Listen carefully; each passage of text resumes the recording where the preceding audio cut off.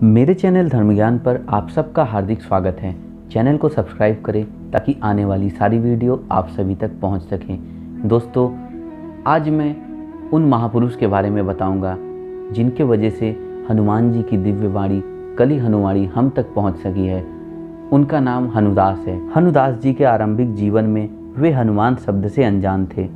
उनका जन्म तो हिंदू परिवार में ही नहीं हुआ था। वे कनाडा के टोरंटो नगर में एक कुलीन जीवन शैली को जी रहे थे।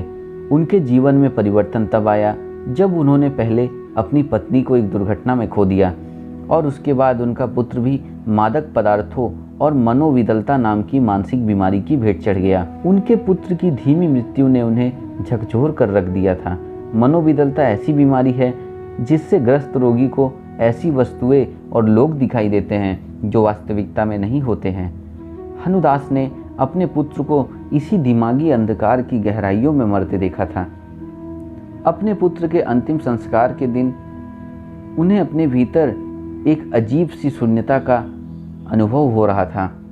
तन मन पूरा शांत हो गया था। उनके ऊपर किसी भी चीज का कोई असर नहीं पड़ रहा था। हनुदास जी का सारा दुख, पीड़ा, पछतावा सब कुछ उनके पुत्र के साथ चला गया था। अगर कुछ था तो एक अद्भुत खालीपन।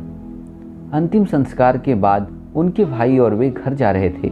उनके भाई गाड़ी चला रहे थे और हनुदास जी खिड़की से बाहर शून्य में झांक रहे थे।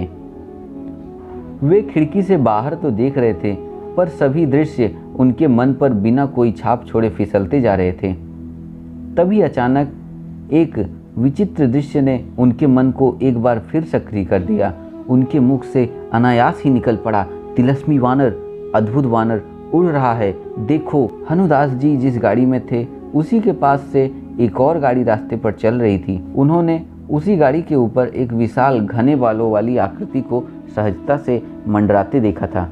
उस अद्भुत वानर की आकृति सजीव आकृति थी, गाड़ी के साथ साथ और गाड़ी की ही गति में उड़ रही थी। उस आकृति का शब्दों में वर्णन करना असंभव है। अपने भाई हनुदास की ऐसी बात को सुनकर उनके भाई ने उत्तर दिया कि ऐसा कुछ नहीं है भाई, वहाँ आपको विश्राम की आवश्यकता है। उनके भाई ने सोचा कि पुत्र की मृत्यु के कारण उन्हें पागलपन का कोई दौरा पड़ रहा है। भला किसी मानसिक रूप से स्वस्थ व्यक्ति को वानर उड़ते हुए क्यों दिखाई देंगे? अपने भाई का उत्तर सुनकर हनुदास जी को यह बात अटपटी लगी। उन्होंने अपने भाई पर अविश्वास भरी दृष्टि डालते हुए कहा, ऐसा कुछ नहीं है का क्या अर्थ है? उन्होंने फिर कहा, ध्यान से देखो। लेकिन इतना कहने के बाद उनकी वाणी अचानक थम गई, क्योंकि खिड़की से बाहर जब उन्होंने फिर से उस गाड़ी की छत पर नज़र डाली तो वह छत पूरी तरह से खाली थी। वहाँ बस एक भगवा ध्वज था और उस ध्वज पर उस दिव्य प्राणी जैसी आकृति अंकित थी। वह आकृति कोई और नहीं अपितु चिरंजीवी देव हनुमान थे। उस गाड़ी में एक दिव्य पुरुष थे। उनके शांत चेहरे पर लंबी दाढ़ी थी। आगे चलकर वे महापुरुष हनुदास जी के गुरु बने। इस घटना के कुछ महीने बाद हनुदास जी अपने नगर टोरंटो में अपना सब कुछ छोड़कर और अपनी पुरानी पहचान त्याग कर भारत आ गए।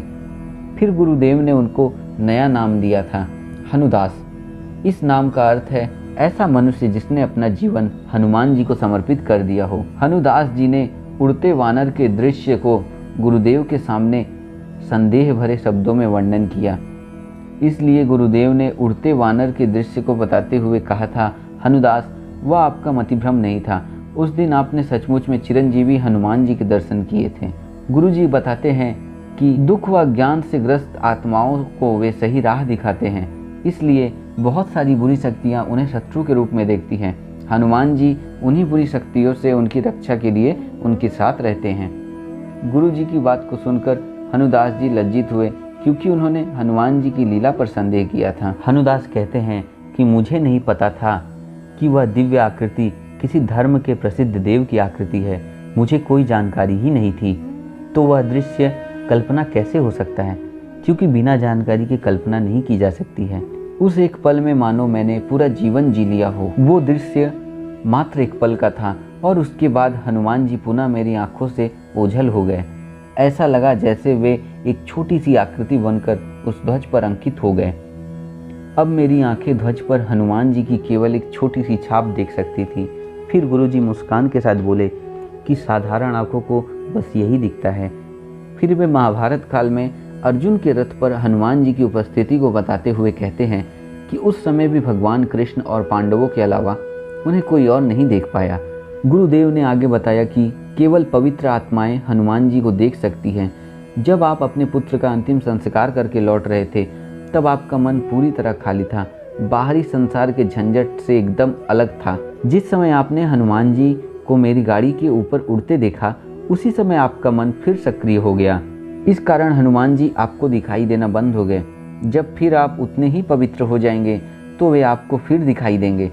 गुरुदेव और हनुदास के मध्य आगे गुरु शिष्य जैसी ज्ञानपूर्ण बातें हुई। गुरुदेव से वार्तालाप के अंतिम समय में हनुदास जी को कुछ ऐसा जानने को मिला कि उसके बाद उनका जीवन एक दिव्य मार्ग की ओर अग्रसर हो गया। गुरुदेव उनसे कहे कि तन मन एक यंत्र मात्र है जिसकी सहायता से आपकी आत्मा संसार के विभिन्न अनुभवों को जीती है। एक अच्छा तन मन धारण करने के लिए आत्मा का जागृत होना पर्याप्त है। इस वार्ता के बाद अगली सुबह हनुदास गुरुदेव के आश्रम से निकल पड़े थे। वे निकल पड़े थे अनजान राहों पर। साथ में था तो केवल आवश्यक दैनिक सामग्री से भरा थैला। उस गंतव्यहीन यात्रा में उन्हें भांति भांति के अनुभव हुए, लेकिन ये अनुभव उनके मन को नहीं फंसा सके। उनके मन में तब थोड़ी सी हलचल हुई जब भाग्य ने उनको उन आदिवासियों का पता दे दिया जो संभवतः हनुमान जी के शिष्य थे। यह प्रबल सोच उनके मन में खूंटे की तरह गड़ गई कि आदिवासी कुछ तो ऐसा देख सकते हैं जो औरों को नहीं दिखाई देता है। हनुदास जी के इसी प्रबल विचार ने उन्हें आदिवासियों के रहस्यमयी जीवन को खंगालने के लिए मजबूर कर दिया और उन्हीं के कारण आज हम तक हनुमान जी की दिव्य वाणी कली हनुवाणी आ सकी है। दोस्तों, चैनल को सब्सक्राइब करें ताकि आगे की सारी वीडियो आप सब तक पहुंच सके। मैं कली हनुवाणी पुस्तक पर संपूर्ण वीडियो बनाऊंगा, उसके प्रत्येक चैप्टर को आपको समझाऊंगा, इसलिए चैनल को सब्सक्राइब कर लें। धन्यवाद दोस्तों, फिर मिलते हैं।